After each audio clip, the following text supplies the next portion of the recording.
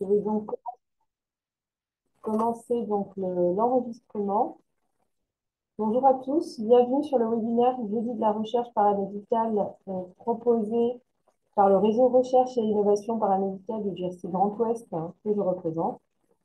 Aujourd'hui, la parole est donnée à Jérôme Vigreux pour une présentation de son projet de recherche dont le thème est la prise en charge du surpoids et de l'obésité chez les femmes ayant eu une prééclampsie. Vous pourrez poser des questions après l'intervention qui durera environ 20 minutes. Vous pourrez alors allumer votre micro pour prendre la parole ou saisir votre question en commentaire afin que je les transmette à Jérôme. Le webinaire est enregistré et la vidéo sera diffusée sur la chaîne YouTube du CHU d'Angers. Nous vous rappelons que vos questions vaudront autorisation d'enregistrement et de diffusion de ces données. Les informations associées au droit d'enregistrement sont détaillées dans le document autorisation webinaire que vous avez reçu lors de votre inscription. Je vais tout de suite donner la parole à Jérôme Vigreux qui va donc nous présenter son projet de recherche. Bon webinaire.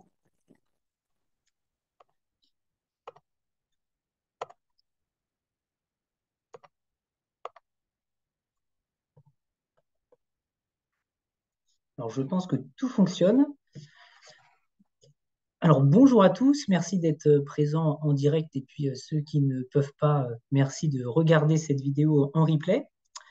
Donc, merci pour cette brève introduction. Donc, je me présente, Jérôme Vigreux, diététicien au centre hospitalier du Mans et j'interviens principalement dans le service de néphrologie. Je prends en charge les patients en dialyse et aussi dans le service de l'UIRAF, c'est-à-dire l'unité d'insuffisance rénale avancée, qui prend en charge des patients qui ont une maladie rénale et également des patientes qui ont une prééclampsie.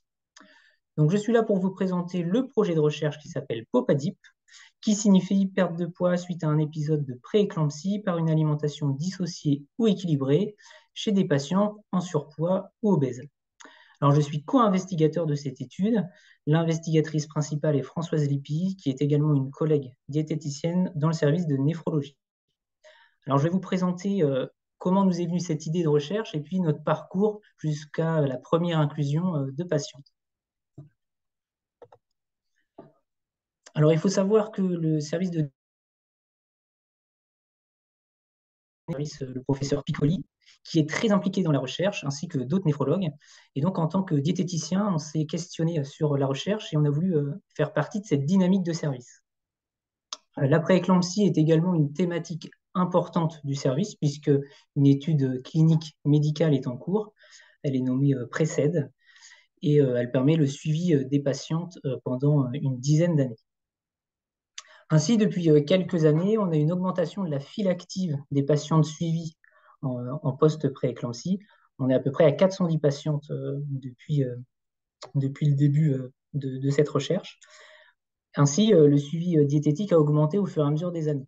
Alors, le but de la prise en charge diététique en tant que diététicien, c'est vraiment de limiter le risque de récidive d'une prééclampsie à une prochaine grossesse et aussi de limiter l'apparition d'une maladie rénale chronique sur le long cours.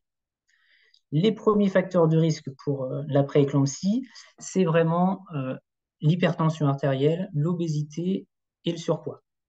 En parallèle de tout ça, dans le service de néphrologie et donc de l'UIRAV, on a mis en place un protocole de nutrition, un protocole d'alimentation dissociée pour les patients qui souhaitaient perdre du poids et qui avaient une maladie rénale et qui avaient un échec de perte de poids avec une alimentation équilibrée. Alors, il y a peu de connaissances sur cette alimentation dissociée et les études portent principalement sur des patients ayant une insuffisance rénale chronique de stade 4-5 ou des patients en dialyse incrémentale. Et donc, on a voulu vraiment mettre notre protocole d'alimentation dissociée à profit des patientes ayant une prééclampsie pour limiter les principaux facteurs de risque, notamment le surpoids et l'obésité, afin de limiter justement les risques de récidive à une prochaine grossesse, mais également l'apparition d'une insuffisance rénale chronique au long cours. Donc c'est toujours bien d'avoir une idée en recherche, mais comment la finaliser, comment débuter, on va dire, le travail pour entrevoir les premières inclusions. Alors nous, on a profité de l'appel d'offres interne du centre hospitalier du Mans. Pour répondre à cet appel d'offres interne, nous avons écrit une lettre d'intention qui est un résumé d'un protocole de recherche. Alors, dans cette lettre d'intention, on a forcément un début de recherche bibliographique qui est très important pour définir le sujet et puis pour avoir le caractère le plus innovant possible au niveau de la recherche. Dans cette lettre d'intention, il faut également écrire l'objectif principal, les objectifs secondaires, ainsi que les critères de jugement qui font référence. On doit faire le schéma de recherche, les critères d'inclusion. Enfin, c'est beaucoup de mots maintenant que l'on connaît, mais comme nous étions débutants en recherche, on a dû se familiariser avec ces mots. On a dû aussi reprendre un peu les statistiques qui influencent grandement les modalités de la recherche. Pour nous, c'est une recherche de non-infériorité. Donc, on a appris aussi ce qu'était la non-infériorité. L'appel d'offres interne permet également de financer un projet de recherche. Donc, on a calculé le coût, par exemple, des bilans sang, mais également de l'achat de matériel dont on pouvait avoir besoin pour notre recherche. Toute cette écriture de lettre d'intention ne se fait pas tout seul. On a fait appel aux ressources internes du centre hospitalier du Mans. Donc, les néphrologues qui sont impliqués en recherche, mais aussi le biostatisticien qui nous a permis de faire les statistiques. Et puis le service recherche dans sa globalité qui permet de répondre à différentes questions et on en avait beaucoup. Donc nous avons soumis notre lettre d'information à la commission recherche et nous avons été lauréats de cet appel d'offres interne, donc là oui, 2021, ce qui permettait de financer notre projet. Alors le financement, c'est une grosse partie de notre projet, mais pour inclure les premières patientes, il faut créer un protocole et une lettre d'information et le soumettre à un CPP, c'est-à-dire un comité de protection des personnes. Alors, lorsqu'on a fait la lettre d'intention, on nous avait dit, vous inquiétez pas, le protocole et la lettre d'information, c'est assez simple. Là, vous avez passé vraiment beaucoup de temps sur cette lettre d'intention, donc ça va rouler tout seul. Je pense que c'était vraiment pour qu'on reste motivé parce que ça a été très, très, très, très long pour écrire ce protocole et la lettre d'information. Alors, ça a été long, on l'a mesuré un petit peu en 1 an et 6 mois. On a fait 9 versions pour aboutir à la version finale. Alors, pourquoi tout ce temps? Parce que on était débutants, justement, et il fallait qu'on échange beaucoup entre nous. Possible de faire. Alors, ces échanges se faisaient par l'intermédiaire de réunions qui étaient programmées généralement à l'avance, mais aussi qui se faisaient un peu à la dernière minute, c'est-à-dire lorsque on n'avait pas de patient à prendre en charge. Au lieu de faire nos comptes rendus, on prenait un peu de temps pour avancer dans la recherche, pour rester dans cette dynamique de l'appel d'offres interne, pour essayer d'inclure le plus vite possible nos premières patientes. Alors tout ça s'est fait aussi grâce à l'aide d'une attachée de recherche clinique qui est dédiée au service de néphrologie. Et donc, on posait énormément de questions et on l'a beaucoup sollicité. Alors, peut-être que ce temps d'écriture était un peu plus long que prévu puisqu'on a eu un turnover de l'équipe. Effectivement, on était 4 au début du projet pour cette recherche. Et au fur et à mesure du temps, on a perdu des éléments. Alors, non pas parce que la recherche les a démotivés, mais pour d'autres raisons. Ils ont quitté l'établissement. Et donc, ça a augmenté au fur et à mesure la charge de travail pour ceux qui restaient dans la recherche. Alors, pour l'écriture de ce protocole, on a toujours fait appel aux ressources internes du centre hospitalier du Mans, mais aussi externes, comme la DRCI du CHU d'Angers pour les statistiques, mais aussi pour relecture à la finalisation du protocole et l'aide d'information avant envoi au CPP. Alors, la dernière version permet vraiment de répondre à des questions de mise en œuvre sur le terrain, à des questions simples et pragmatiques, c'est-à-dire qui fait quoi, quand, comment et pourquoi. Si on a un doute sur ces questions, pour nous, ça veut dire que le protocole et la lettre d'information n'est pas totalement fini et qu'il faut encore travailler dessus, d'où les 9 versions. Alors, au niveau du CPP, on l'a soumis en avril 2023 pour une première séance en mai 2023 et puis des réponses en mai 2023 aussi. Les premières réponses les premières questions du CPP comportaient 24 questions au total, dont 14 questions sur le protocole. Alors, les questions sur le protocole portaient principalement sur l'innovation de la recherche. Est-ce qu'elle est vraiment innovante? Sur la non-randomisation de l'étude, pour eux, il fallait absolument randomiser cette étude si on voulait que ça soit innovant. Sur la qualification de l'investigateur, effectivement, l'investigateur principal est paramédical et pas médical, donc ça leur posait problème.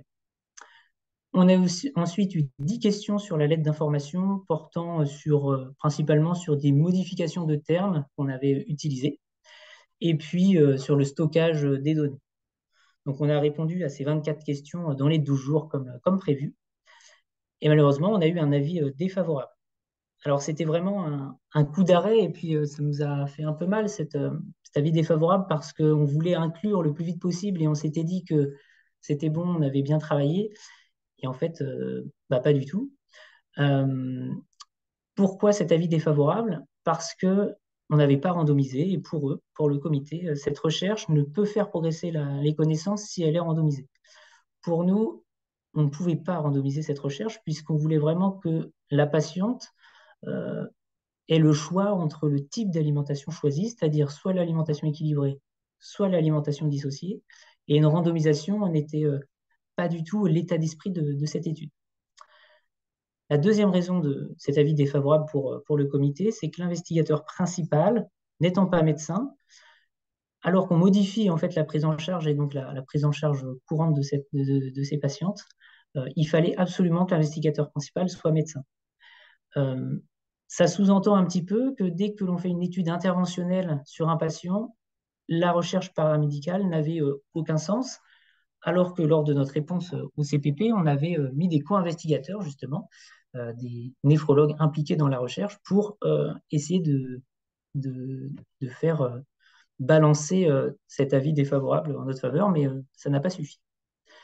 Donc on avait un mois pour savoir ce que l'on faisait.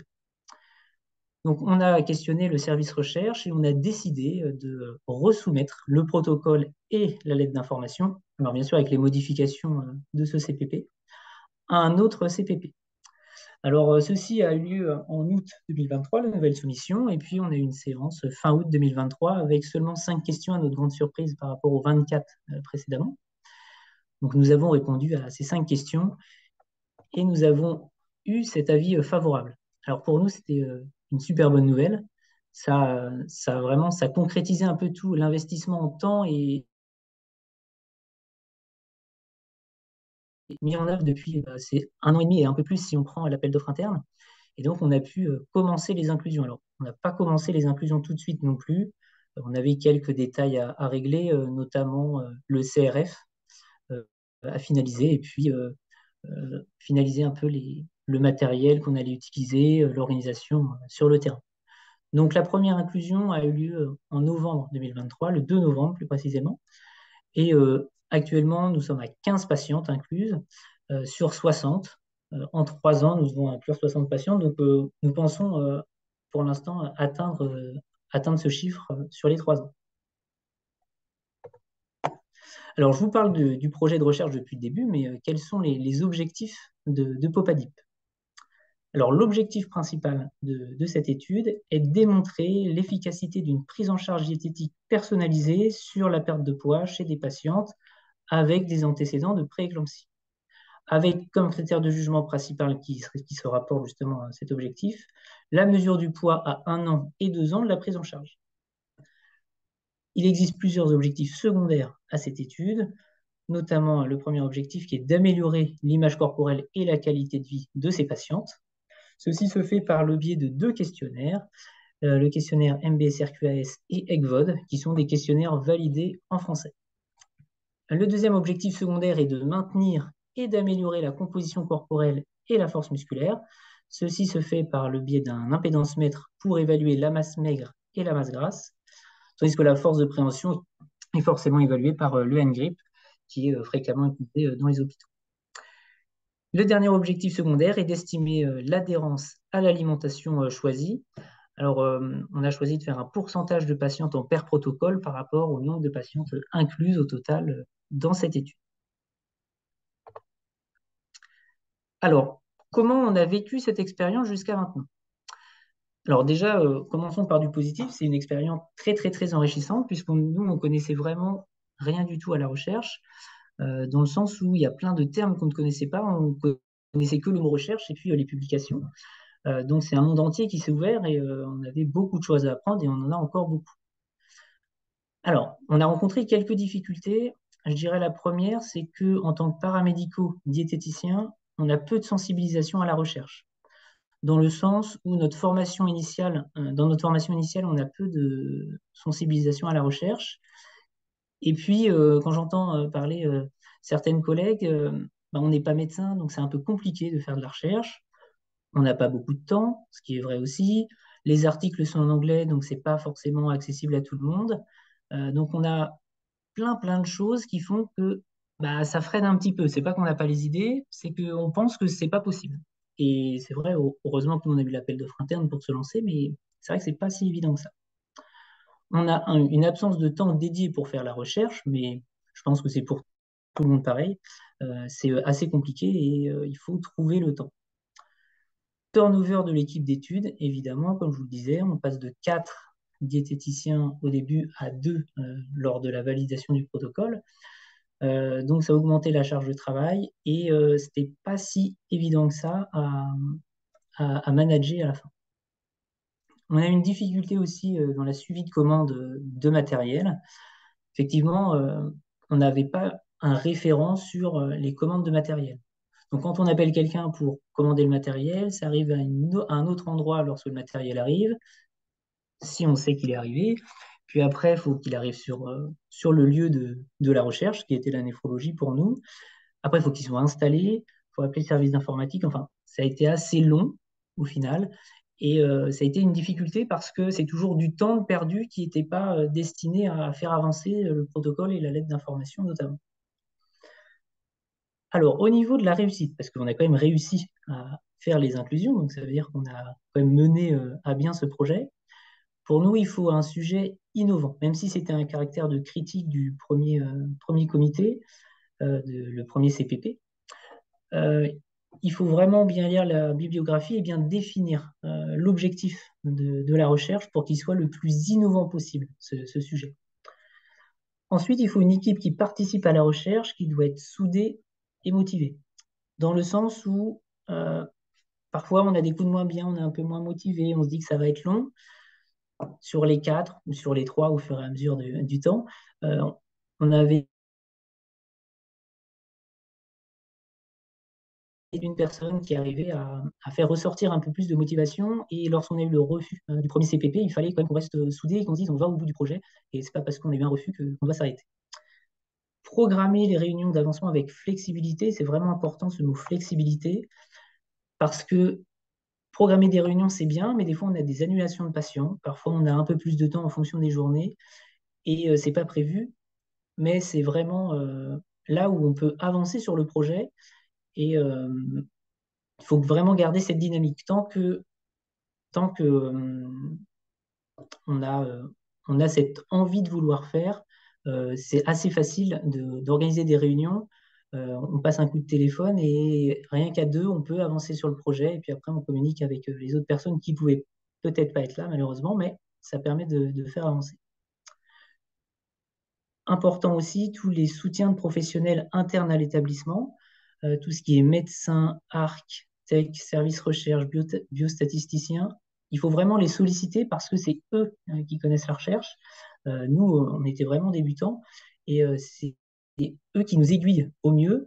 Et dès qu'on a un petit doute, c'est mieux de poser la question que d'attendre et puis d'être bloqué et puis ou sinon d'avoir travaillé et puis en fait on doit tout recommencer. Donc vraiment ne pas hésiter à poser les questions.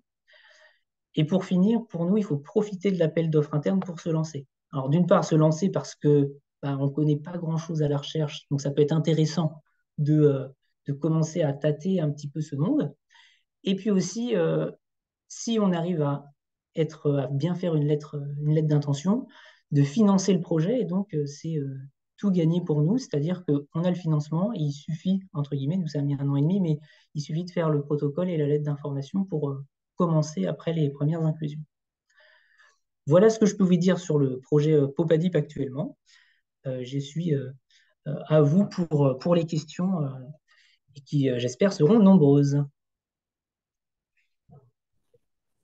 Merci beaucoup, Jérôme, pour cette présentation de ton projet, de votre projet de recherche.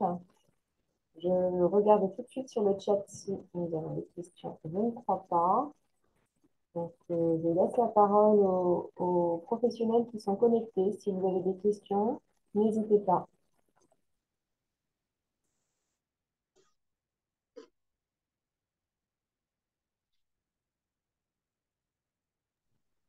Bon, s'il n'y a pas de questions, moi j'en ai peut-être une, en tout cas au moins deux. Euh, Jérôme, effectivement, on a vu que la porte d'entrée pour le projet que vous avez pensé a été l'appel d'offres interne. Peux-tu nous dire comment finalement est-ce qu'il y avait des référents? Est-ce qu'il y a une unité de recherche au sein de l'établissement? Comment avez-vous eu connaissance finalement de cet appel d'offres interne? Alors, l'appel d'offres interne, dans mes souvenirs, on a eu deux canaux différents. On avait cet attaché de recherche clinique qui était dédié à la néphrologie et qui nous a parlé de cet appel d'offres interne et donc sans plus nous dire de participer, mais voilà, que ça pouvait être intéressant si on voulait participer à la recherche. Et puis on a reçu également un mail en interne en disant à tout le monde, euh, voilà, il existe l'appel d'offres interne, vous pouvez soumettre un sujet et puis c'était vraiment libre à tous. Et c'est ça qui est vraiment intéressant dans cet appel d'offres interne, c'est que on n'a pas besoin d'être médecin pour y répondre. Et après, il faut vraiment ne pas hésiter à poser les questions à celui ou celle qui nous envoie le mail parce que ils vont forcément avoir des informations à nous donner pour comment écrire cette lettre d'intention et ils vont avoir forcément toutes les solutions. Le plus important, c'est l'idée de départ et après, on est forcément aidé pour l'écriture de la lettre d'intention. Bien, ok, merci. Donc, effectivement, les ressources institutionnelles qui sont présentes avec des canaux de communication voilà, simples, hein, on envoie des mails et oser, comme tu le dis, questionner finalement les personnes qui nous transmettent ces informations. Alors, j'avais aussi donc une deuxième question concernant effectivement l'évaluation du comité de protection des personnes où on constate qu'il faut aller au-delà d'un refus, en tout cas, euh, et se saisir voilà, des questions qui nous sont posées, mais les utiliser comme des leviers pour finalement peut-être représenter. À ce moment-là, quelle a été votre force, enfin vos forces pour aller au-delà de ce premier avis défavorable, finalement? Alors, je pense que le fait d'être, on était trois à ce moment-là dans le projet, le fait d'être trois, ça nous a aidés parce que chacun réagit un peu différemment à cette mauvaise nouvelle, on va dire, puisque ça faisait 1 an et demi qu'on était sur le projet et on s'était dit qu'on avait tellement bien travaillé, mais en fait non, on avait tellement bien travaillé que c'était forcément favorable, sachant qu'on était lauréat de l'appel d'offres interne. Donc on s'est dit, bah, en interne, c'est un sujet innovant qui est financé, donc normalement, ça devrait bien se passer. Et en fait, pas du tout. Et après, on s'est concerté, on a dit, mais est-ce qu'on a vraiment envie que ça soit randomisé? Est-ce qu'on a vraiment envie que ça soit un médecin qui soit l'investigateur principal? Et on s'est un peu, nous trois, concertés en disant, non, il faut que ça reste paramédical et on ne veut pas que ça soit randomisé. Et si on a encore une chance, autant la tenter, cette chance, et après, on réfléchira. Donc, ça, c'est pas que ça va pas durer longtemps, mais on n'a pas longtemps non plus hésité en disant, ben, si on a une seconde chance, on va essayer cette seconde chance, sachant qu'on avait mis des co-investigateurs néphrologues et on n'avait pas non plus renié tous les médecins, c'était vraiment c'était notre thème de paramédicaux et on voulait vraiment que ça reste le plus possible. Un vrai travail d'équipe, quoi, finalement. Exactement. Je pense que si on est tout seul, c'est pas la même chose parce que si si on le perçoit comme un échec, c'est plus difficile de rebondir, et d'autant plus si on est tout seul. Là, on avait aussi le service recherche qui était à nos côtés en disant, bah, voilà les solutions qui s'offrent à vous. Euh, Nous, on pense que c'est possible de le resoumettre. Donc voilà, on a quand même aussi été aidé dans ce sens. Alors, je vois que nous avons une main levée, Emmanuel Lecomte. Donc, je te laisse la parole. Bonjour Jérôme. Bonjour. Euh, Juste effectivement sur l'aide de la plateforme de recherche clinique, ça c'est indéniable, effectivement, et vous avez raison de le souligner, la chance d'avoir des professionnels formés et avertis sur la recherche. Est-ce que, parce que dans le cadre du réseau, on travaille aussi sur l'encadrement, est-ce que votre encadrement a aussi été facilitateur pour votre projet de recherche? Alors, au début de notre recherche, c'était vraiment pour nous hein, les médecins du service de néphrologie qui nous ont conditionnés, on va dire, dans la recherche. Et après, le fait d'avoir une attachée de recherche clinique vraiment dédiée au service de néphrologie, ou qui passait en tout cas régulièrement dans le service de néphrologie, c'est principalement eux qui nous ont aidés le plus possible. Après, au fur et à mesure des versions de protocole et du temps, on a un peu plus de visibilité et on voit un peu plus comment ça s'organise dans le centre hospitalier. Mais au début, on n'a pas toutes ces ressources-là, effectivement. Je pense que ça serait intéressant d'avoir une vision plus globale. Alors, est-ce que c'est l'appel d'offres interne ou hors appel d'offres interne, mais vraiment qu'on ait un peu le fonctionnement et qui appeler, quand, comment, pourquoi. Je pense qu'on peut faire mieux encore pour savoir, pour avoir le maximum de ressources possibles au début.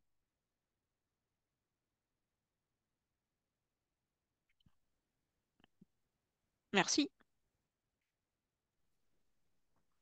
On arrive à la fin donc de ce webinaire. Euh, Merci encore, Jérôme, pour la présentation faite ce jour. Vous retrouverez donc ce webinaire en replay sur le site larechercheparamédicale.fr. N'hésitez pas à le partager. Si vous souhaitez connaître les différents travaux, vous pouvez aussi accéder sur ce blog aux différents travaux, aux informations, aussi notamment en termes de formation, voilà, d'appel à projet. N'hésitez pas à aller y jeter un œil et aussi la carte e-15 où je vous engage tous à vous inscrire, même si vous êtes novice. Voilà, ça vous permet aussi de connaître les professionnels qui, sur votre territoire, sont intéressés par la recherche médicale. Je vous souhaite une belle après-midi et à bientôt sur le réseau de recherche paramédicale.